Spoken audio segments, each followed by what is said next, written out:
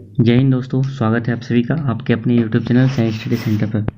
आज हम लोग इस वीडियो में क्लास 11 का टर्म 2 एग्ज़ाम जो होने वाला है, यानी 27 जून को हिस्ट्री का एग्ज़ाम है। ठीक है, तो उसका ही कुछ सब्जेक्टिव इंपॉर्टेंट क्वेश्चन को करने वाले हैं इस वीडियो पे। देख सकते हैं यहाँ पे हिस्ट्री ऑप्शनल एग्जाम होने वाला है, तो उसका इंपॉर्टेंट क्वेश्चन इस वीडियो पे अभी कंप्लीट करने वाले हैं। तो आप लोग वीडियो पे कंप्लीट बने रहिएगा और चैनल पर पहली बार आए हैं तो चैनल को सब्सक्राइब करके बेल आइकन को जरूर प्रेस करें। तो चलिए हम देखते हैं कैसा कैसा क्वेश्चन है हमारे पास यहाँ पर।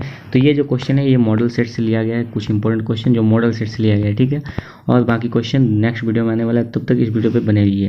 देखिए पहला क्वेश्चन क्या है इसमें कि पुनर्जागरण शब्द की उत्पत्ति किस शब्द से हुई है। तो पुनर्जागरण शब्द जो है, पुनर्जागरण एक फ्रेंच भाषा का शब्द है जिसका उत्पत्ति रेनेसा शब्द से हुई है। पुनर्जागरण एक फ्रेंच भाषा का शब्द है और इसका उत्पत्ति जो है वो रेनेसा शब्द से हुआ है। तो ये हो गया। नेक्स्ट क्वेश्चन देखिए, दूसरा क्वेश्चन है यहाँ पे, वाटर फ्रेम का आविष्कार किसने किया। वाटर फ्रेम का आविष्कार किसने किया, तो रिचर्ड आर्कराइट ने वाटर फ्रेम का आविष्कार किया है। चलिए देखते हैं अगला क्वेश्चन। नेक्स्ट क्वेश्चन तीसरा नंबर पे हमारे पास, मार्टिन लूथर द्वारा 95 थीसिस की रचना कब हुई। 1517 ईस्वी को मार्टिन लूथर द्वारा 95 थीसिस की रचना हुई थी। ठीक है, आपको इसको याद कर लेना है। ये मॉडल सेट का कुछ इंपॉर्टेंट क्वेश्चन है, बाकी मॉडल सेट्स के बाहर से भी क्वेश्चन आएगा, तो आप लोग चैनल को सब्सक्राइब जरूर कीजिए। चौथा क्वेश्चन है कि ब्रिटेन में प्रथम औद्योगिक क्रांति कब हुई। तो ब्रिटेन में प्रथम औद्योगिक क्रांति जो हुई वो 1780 के दशक से 1850 के दशक में हुआ था। कहाँ पे, ब्रिटेन में प्रथम औद्योगिक क्रांति। पांचवा क्वेश्चन देखिए क्या है कि आधुनिक चीन के संस्थापक कौन थे। तो आधुनिक चीन के संस्थापक जो वो माओ त्से तुंग थे। ठीक है, तो इसको आप लोग थोड़ा देख लीजिएगा, इसका आंसर जो थोड़ा मतलब गड़बड़ लग रहा है। ठीक है, तो आप लोग इसको देख लीजिएगा, इसको थोड़ा मिला लीजिएगा आप लोग अपना किताब से, या तो हम नेक्स्ट वीडियो में बता देंगे। छठा क्वेश्चन है कि छापाखाना का आविष्कार किसने किया था। तो छापाखाना का आविष्कार किसने किया था, जर्मनी के गुटेनबर्ग ने छापाखाना का आविष्कार किया था। अब इसमें हमारा सातवां क्वेश्चन है, ये हमारा सेक्शन ए में था 1 से 7 तक का प्रश्न। ठीक है, तो आपका एग्जाम में भी इसी प्रकार से पूछाया जाएगा। सेक्शन ए में 1 से 7 तक दे देगा, उसमें आपको किसी 5 प्रश्न का उत्तर बनाना है। तो देखिए अब हमारा लास्ट क्वेश्चन जो सेक्शन ए में है क्या है कि चीनी कम्युनिस्ट पार्टी की स्थापना कब हुई। तो चीनी कम्युनिस्ट पार्टी की स्थापना जो है वो 23 जुलाई 1921 को हुई। ठीक है, तो हमारा सेक्शन ए हमारा 1 से 7 प्रश्न अभी हो गया।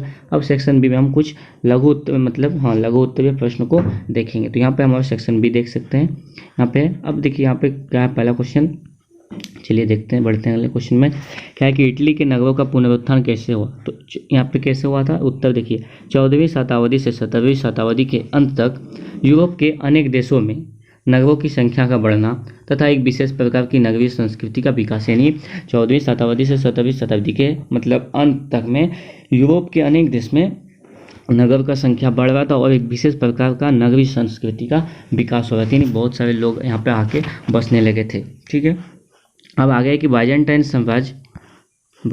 साम्राज्य और इस्लामी देश तथा 12वीं शताब्दी में मुगलों और चीन के बीच व्यापार बढ़ने से इटली के नगरों का मुख्य रूप से पुनरुत्थान हुआ। यानी इस्लामी देश और जो बाइजेंटाइन साम्राज्य है, 12वीं शताब्दी में मुगल और चीन के जो बीच व्यापार बढ़ने हुआ, इसलिए इटली के नगर का प्रमुख रूप से पुनरुत्थान हुआ। तो इसका भी हो गया। अब आते हैं हम लोग 9 नंबर क्वेश्चन में। क्या है देखिए 9 नंबर में कि नहर और रेलवे परिवहन के सापेक्षिक लाभ क्या क्या है। तो नहर और रेलवे परिवहन है उसके सापेक्षिक लाभ क्या है। देखिए नहर और रेलवे परिवहन के सापेक्षिक लाभ निम्न है। क्या क्या है, नहरों द्वारा भारी परिणाम वाले भार को ढोना सरल तथा सस्ता होता है। यानी आप अगर नहर से मतलब जाते हैं जहाज से तो आपको उसमें सस्ता पड़ेगा, परंतु इसमें अधिक समय लगता है। लेकिन आप अगर जल जहाज इस सब से जाते हैं तो आपको ज़्यादा समय लगेगा लेकिन सस्ता पड़ेगा। पहले के ज़माने में लोग नाव से ही जाते थे।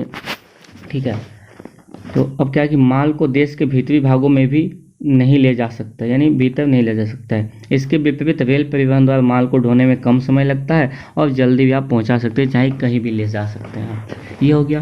तो इस प्रकार से ये क्वेश्चन था 9 नंबर। अगला है 10 नंबर में। देखिए क्या है 10 नंबर में कि कोपरनिकस क्रांति क्या थी। ये इंपॉर्टेंट क्वेश्चन है।